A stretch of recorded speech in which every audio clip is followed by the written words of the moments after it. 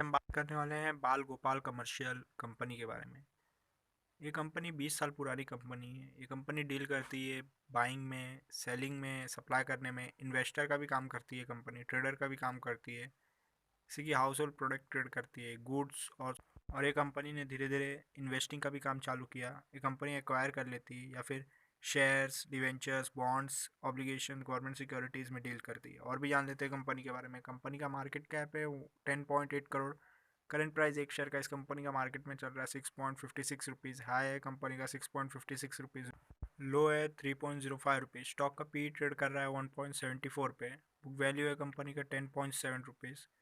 Company कोई भी dividend provide नहीं करती, इसके लिए डिविडेंड टैक्स 0.00% है। आरओसी कंपनी ने इस साल जनरेट किया 55.5%। आरओई कंपनी ने इस साल जनरेट किया 47.9%।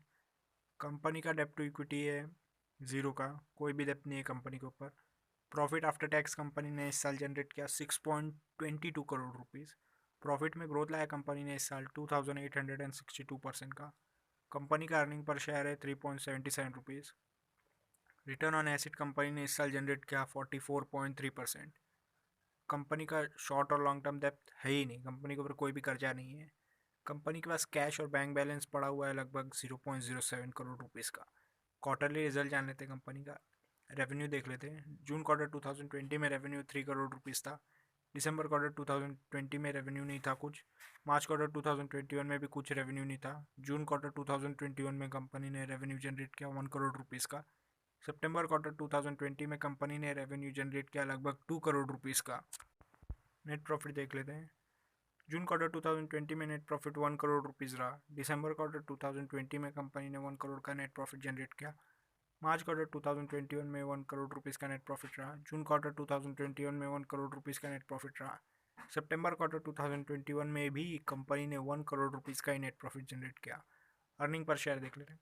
जून क्वार्टर 2020 में 0.98 रुपीज़ अर्निंग पर शेयर था। दिसंबर क्वार्टर 2020 में 0.97 रुपीज़ अर्निंग पर शेयर था।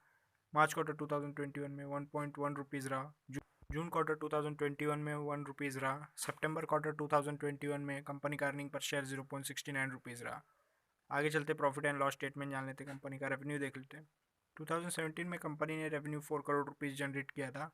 2018 में कंपनी ने 14 करोड़ रुपीज़ का रेवेन्यू जनरेट किया। 2019 में कंपनी ने 16 करोड़ रुपीज़ का रेवेन्यू जनरेट करके दिखाया। नेट प्रॉफिट देख लेते हैं।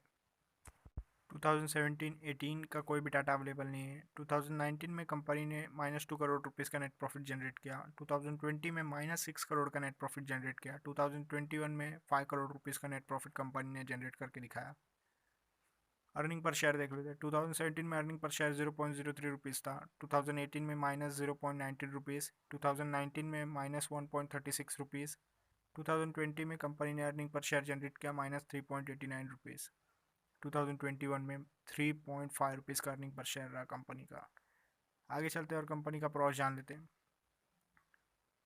कंपनी लगभग डेट फ्री है। कंपनी के एक शेयर का प्राइस उसके बुक वैल्यू से 0.58 टाइम ही ट्रेड हो रहा है। कंपनी ने पिछले 5 साल में प्रॉफिट में ग्रोथ लाया है 186.29% का, वो भी कंपाउंडेड एनुअल ग्रोथ रेट के हिसाब से। आगे चलते हैं और कंपनी का रेशोज जान लेते हैं। कंपाउंडेड सेल्स ग्रोथ रेशियो देख लेते हैं। पीछे 10 साल का डाटा अवेलेबल नहीं है। पीछे 5 साल का एवरेज सेल्स ग्रोथ है 16% का।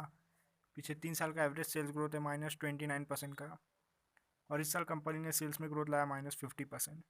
कंपाउंडेड प्रॉफिट ग्रोथ देख लेते हैं। पीछे 10 साल का डाटा अवेलेबल नहीं है। पीछे 5 साल का एवरेज प्रॉफिट ग्रोथ है 186%। पीछे 3 साल का एवरेज प्रॉफिट ग्रोथ है 230%। और इस साल कंपनी ने प्रॉफिट में ग्रोथ लाया 2862%।